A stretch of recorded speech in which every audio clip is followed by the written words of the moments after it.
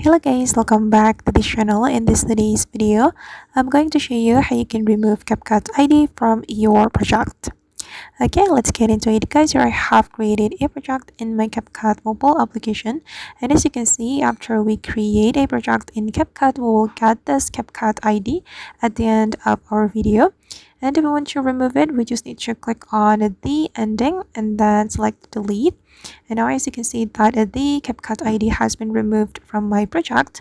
However guys, once we create a new project, this ending will appear again in our video. So I'm going to show you how we can permanently remove this Capcut ID. You just need to go back to your Capcut homepage and then go to the Capcut setting by clicking on this icon, and then you have to turn off this default ending. You just need to click on the circle button to turn it off, and then you can select discard.